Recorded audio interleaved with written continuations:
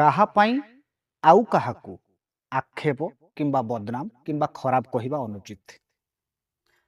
କହିବାର ଅର୍ଥ ଆଜ୍ଞା ଅନେକ ସମୟରେ ଆପଣମାନଙ୍କ ସହ ମିଶୁଥିବା କେହି ଜଣେ ବି ବ୍ୟକ୍ତି ତାର ଯାହା ସହିତ ପଟୁ ନଥିବ ବା ତାର ଯାହା ସହିତ ଭଲ ସମ୍ପର୍କ ନଥିବ ତା ବିରୋଧରେ ସିଏ ଆପଣଙ୍କ ପାଖରେ ଆସିକି ଗପିବ। ଆପଣ କ'ଣ କରିବେ ନା ଡାଇରେକ୍ଟ ସେ ଲୋକ ସହିତ ଆପଣ କଥା ହେବା ଅପେକ୍ଷା ତାକୁ ଆପଣ ସିଧାସଳଖ ଖରାପ ଭାବି ଦିଅନ୍ତି। କାହିଁକିନା ମୋ ସାଙ୍ଗରେ ମିଶୁଛି, ମୋ ସାଙ୍ଗଟା କହୁଛି ତା ବିଷୟରେ ଏତେ ଖରାପ, ମାନେ ସେଇଟା ଖରାପ ହେଇଥିବ। ନାଇଁ ଆଜ୍ଞା, ତାର କ'ଣ ପଟୁ ନଥିବ, ତାର କ'ଣ ସମସ୍ୟା ଥିବ, ସେ କଥାକୁ ନେଇ ଆପଣ ସେ ଲୋକ ସହିତ କେମିତି ସମ୍ପର୍କ ଖରାପ କରିଦେବେ, ସେ ଲୋକକୁ ଡାଇରେକ୍ଟ କେମିତି ଖରାପ କହିଦେବେ, ସେ ଲୋକକୁ ଡାଇରେକ୍ଟ କେମିତି ଆକ୍ଷେପ କରିଦେବେ। ନାଇଁ ଆଜ୍ଞା, ଆପଣଙ୍କୁ ତର୍ଜମା କରିବାର ଆବଶ୍ୟକତା ଅଛି।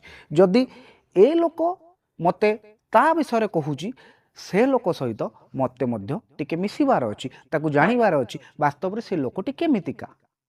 ଆମେ ତାହା ନ କରି ଯିଏ ଯାହା ଆମକୁ କହିଦେଲା ଆମେ ସେଇ କଥାକୁ ଶୁଣିକି ଅନ୍ୟ ଉପରକୁ ଆଙ୍ଗୁଳି ଉଠେଇବା ନିହାତି ଭାବରେ ଗୋଟେ ବୋକାମିର ପରିଚୟ ଆଜ୍ଞା। ଏଇ ତ ଜୀବନର କଥା।